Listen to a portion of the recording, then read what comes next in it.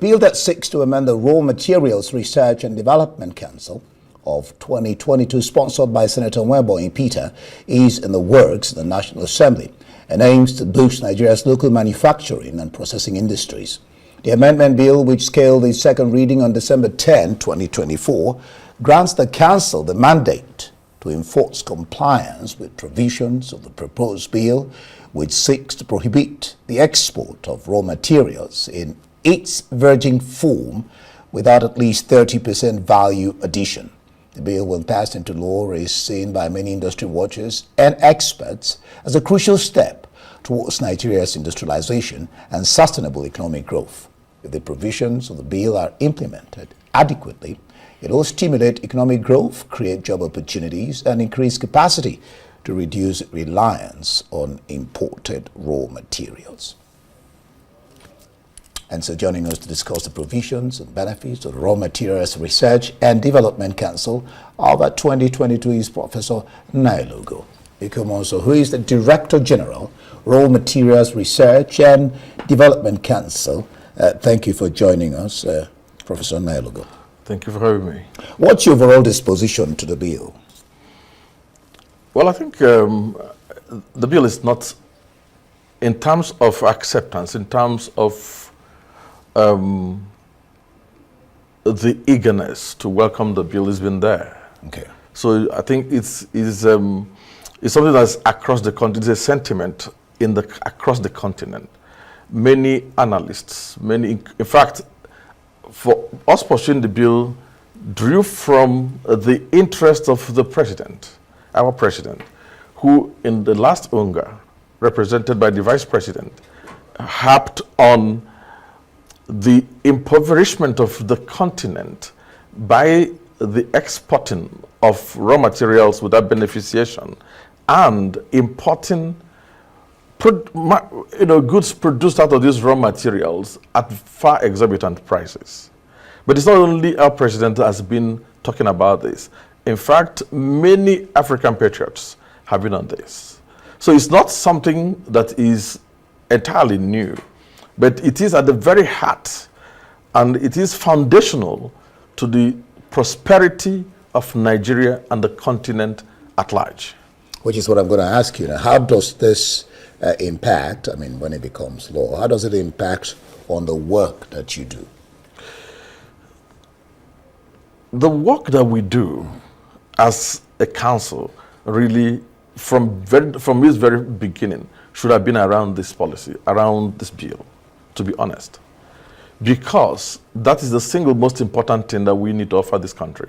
Now, you presented the bill only in terms of exports, but there is an import segment, an import leg to it, that you do not also import raw materials. Sorry, let me get you. The bill is only talking about export? It has two strands, okay. Two major strands. One strand is you don't export raw materials without adding at least 30% value to it. And number two, you do not also import raw materials that are in sufficient abundance locally. That are in sufficient abundance. That we have here. That we have here. Let's break it down. Don't import what we have here. Right? Don't import raw materials that we have here, because it doesn't help our competitiveness. So it again goes back to why we are where we are.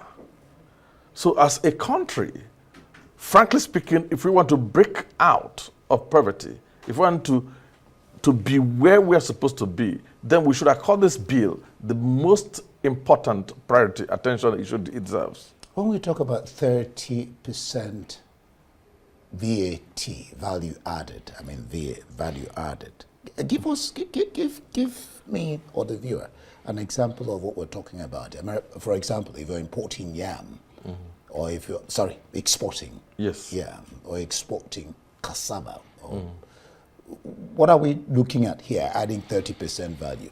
Okay. And why is it important that we add that value? Okay, so let's just start with why must you add value? Okay. Economies grow because you add value. That's the truth. Otherwise, everything will just be at the level. So once you add value, you create employment, natural. Once you add value, you create income. Once you add, in fact, what we pursue as human beings add value. Everything's about value. So the more the increment, the more you increase value, the more increase possibilities, prosperity, abundance, everything that you desire. Okay, but because we have not been serious, we have not seriously focused on value addition, pursuing value addition to the only thing that Africa is known for, which is raw material. The white man came to Africa just for raw material. And we haven't escaped, we haven't moved beyond that point. That only thing that makes the difference between us being developing, or put it in the right form, use the right words, underdeveloped, and the developed. We say developing nation. No, that's why I said developing. And then I put in bracket, in parentheses. Say the right thing, underdeveloped. Is the fact that the developed keeps adding value to what's available to them. We fail to add value. I mean, an example is, I was just laughing when they bring phones for us. I mean, it's practically the same thing. Just add one tiny thing. Fantastic. And then you say, okay, let me buy this. And I mean, yes. So, look at cocoa, for instance. Cocoa is one of the biggest examples. You have cocoa produced here.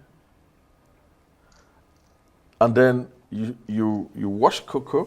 Of course, washing cocoa, removing the pod and all of that, there are all levels of value addition. But you now export this cocoa. Let's say 10 trailer loads of cocoa would give you, when you export them, maybe half a trailer load of chocolate bars.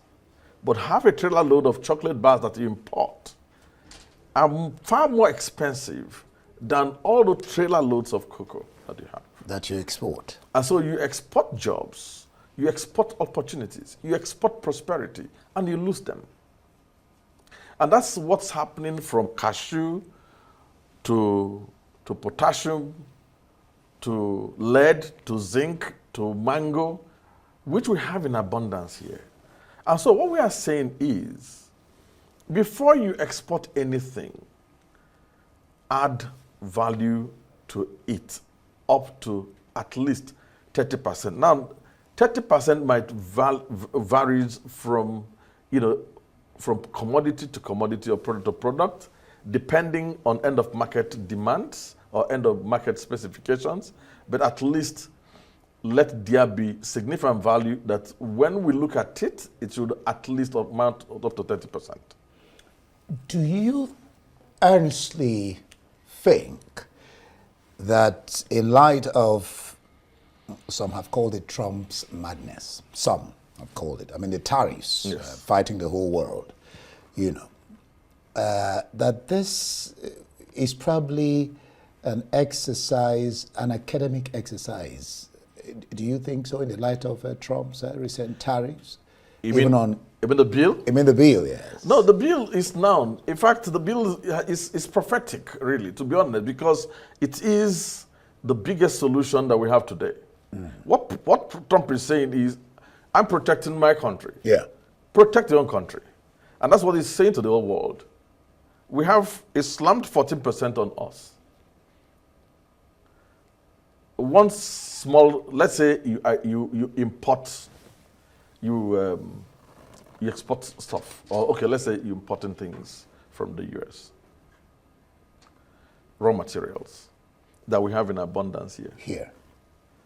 So that 14% only, let's just take only that. That 14% alone might be enough for you to set up to process the ones I have locally, which again nets off all logistics costs and makes it more competitive for you. Look, why should we even be importing? What? Help me understand. Why should we be importing raw materials we have here? So now you are going back to the question we asked, which led to this bill. So you have just asked that question. Why should we importing what we have in abundance? It will surprise you that orange juice, we have orange in abundance here. And then you export our orange in some raw form, and then you get them concentrated with some additives to it, and they're sent back to us as concentrates, and we use them to make some orange flavored drinks. from here to there and back here. So we sell at peanuts and we get them back at very exorbitant prices. And we situate our industries on them, which fails us.